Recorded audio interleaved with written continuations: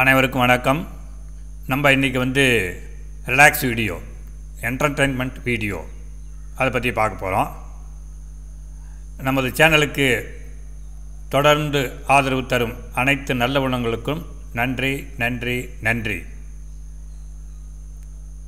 ஏன் இதை ஸ்பெஷலாக இன்றைக்கி சொல்கிறோன்னா, ஸ்பிரிச்சுவல் அருள் யூடியூப் சேனல், அதுக்கு இது 50வது வீடியோ. உங்களுடைய ஆதரவு இருந்ததுனால் 50 வீடியோ வரை வெளியிட்டிருக்கிறோம். இது கடந்து வந்த பாதைன்னு பார்த்தீங்கன்னா, திருக்குறள் ஒரு அதிகாரமாக முடிச்சுக்கிட்டே வரோம். அறத்துப்பாலில் இருக்கிறோம். ஜியாலஜி சப்ஜெக்டில் அதை பற்றி சில வீடியோ போட்டிருக்கிறோம்.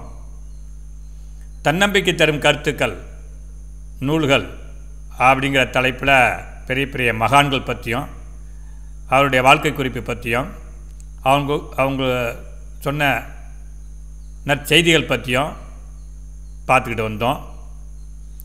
இடையில போர் அடிக்காமல் இருக்கிறதுக்கோசரம் சிரிப்பு, காமெடி, ஜோக்ஸு, அதோட சில துணுக்குகள், சிந்தனை கருத்துக்கள் அப்படின்னு சொல்லி ரிலாக்ஸ் வீடியோ, என்டர்டெயின்மெண்ட் வீடியோ அதையும் வெளியிட்டுருக்கோம்.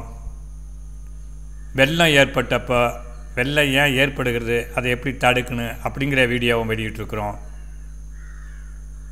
ஆன்மீக மையம் சொல்லி ஒரு மையத்தை ஆரம்பித்து அதனுடைய தொடக்க வீடியோ வெளியிட்டிருக்கோம்.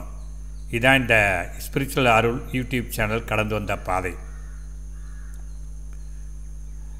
கிட்டத்தட்ட இது வரலையும் 100 சப்ஸ்கிரைபரை தாண்டி போயிருக்கோம்.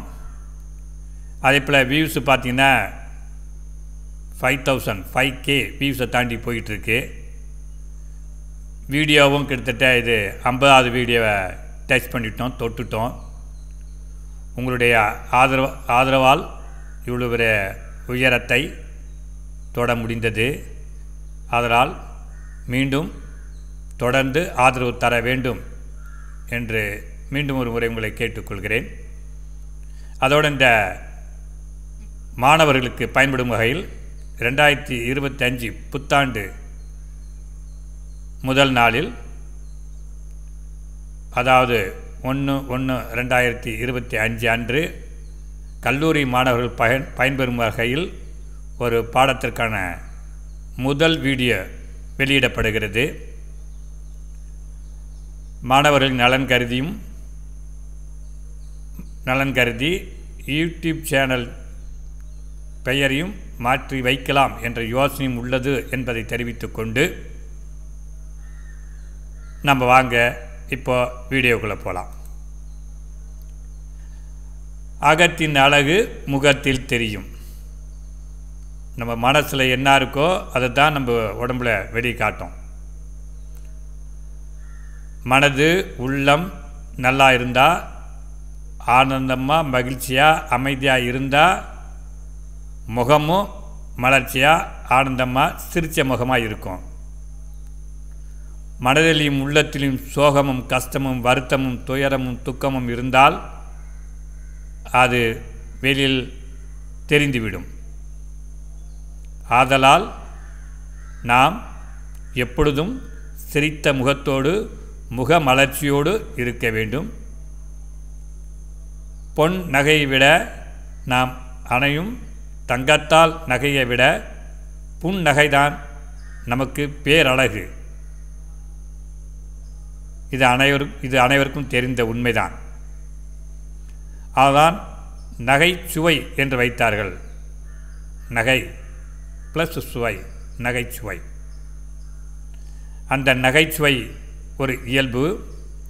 சிரிப்பு, கேலி, கிண்டல், காமெடி, இப்படி பல பெயரில் அந்த சிரிப்பை, நகைச்சுவை நாம் அழைத்தாலும் அது நமக்கு இறைவன் கொடுத்த வரமும் கொடையும் ஆகும். மற்ற உயிரினங்கள், தாவரமோ விலங்குகளோ, அதற்கு அந்த சிரிக்கும் தன்மையோ அழுகும் தன்மையோ இயல்போ குணமோ பண்போ இருக்காது. மனிதராகிய நமக்கு மட்டுமே இது இறைவன் கொடுத்த கொடை. ஆதலால் நாம் என்றும் நகைச்சுவை உணர்வோடு இருப்போம். நம்மிடம் நகைச்சுவை உணர்வு இருந்தால் நமக்கு ஏற்படும் டென்ஷன், ஸ்ட்ரெஸ் குறையும், நமது உடல் ஆரோக்கியமாகும், நமது உடல் மேலும் புத்துணர்வு பெறும், கவலைகள் மறைந்து போகும். நமக்கு அந்த நகைச்சுவை, சிரிப்பு, காமெடி இவைகளை பார்த்து கேட்டு மகிழ்ந்தால் அது பொழுதுபோக்காக நமக்கு அமையும். நாம் பிறரிடம் சிரித்து பேசி மகிழும்போது நம்மளுடைய நட்பு வட்டாரம் மேலும் பெருகும், நமது கோபம் தனியும் அடங்கும். நாம் எந்த ஒரு செயலியும் ஒரு நகைச்சுவை உணர்வோடு, சிரிப்பு உணர்வோடு, சிரித்த முகத்தோடு அணுகினால், அந்த வேலையை தொடர்ந்தால், அந்த நாம் செய்யும் வேலையில் உற்சாகம் வருவதோடு களைப்போ சலிப்போ அந்த வேலையில் நமக்கு என்றும் வராது. வாய்விட்டு சிரித்தால் நோய்விட்டு போகும் என்பதை அனைவரும் உணர வேண்டும். ஆதலால் நாம் வாய்விட்டு சிரிப்போம், பிறரையும் சிரிக்க வைத்து மகிழ்வோம் என்று கூறி இந்த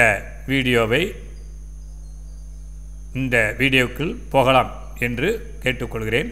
நன்றி, வணக்கம். வாங்க வீடியோக்குள்ளே போகலாம்.